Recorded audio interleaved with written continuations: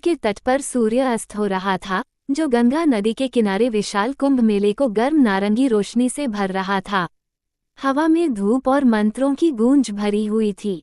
कुंभ मेले में एकत्र हुए लाखों तीर्थयात्रियों में से एक युवा महिला माया भी थी।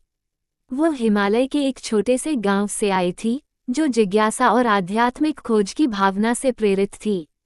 माया ने कुंभ मेले की भीड़भाड़ वाली सड़कों पर घूमते हुए एक साधुओं के समूह को देखा, जिनके शरीर पर भस्म लगी हुई थी और उनके बाल मिट्टी से मटमैले हो गए थे। वे आग के चारों ओर इकट्ठे हुए थे, मंत्रों का जाप कर रहे थे और वाद्य बजा रहे थे। माया उस समूह की ओर आकर्षित हुई और उनके बीच बैठ गई। साधुओं में से एक बूढ़े आदमी ने उसे देखा और मुस्कुराया।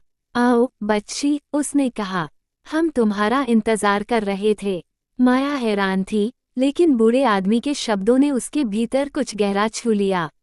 उसने समूह और कुंभ की पवित्र ऊर्जा के साथ एक संबंध महसूस किया।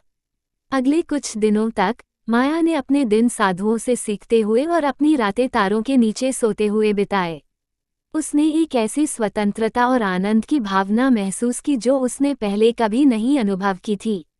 लेकिन जैसे जैसे दिन बीतते गए, माया ने महसूस किया कि कुंभ सिर्फ एक त्योहार नहीं है, बल्कि यह एक आत्मा खोज की यात्रा है।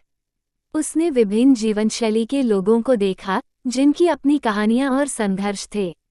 उसने एक छोटे लड़के से मिला, जो अपनी बीमार मां के लिए उपचार खोजने की आशा में एक दूरस्थ गांव से आया था।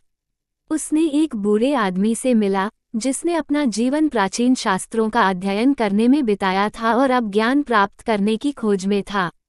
जैसे ही माया ने उनकी कहानियां सुनी, उसने दुनिया को एक नए प्रकाश में देखना शुरू किया। उसने महसूस किया कि कुंभ सिर्फ एक त्योहार नहीं है, बल्कि यह सभी चीजों के आपसी संबंध की याद दिलाने के लिए है।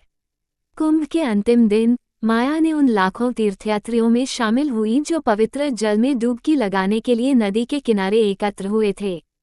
जैसे ही वह नदी में उतरी, उसने एक शुद्धिकरण और नवीनीकरण की भावना महसूस की।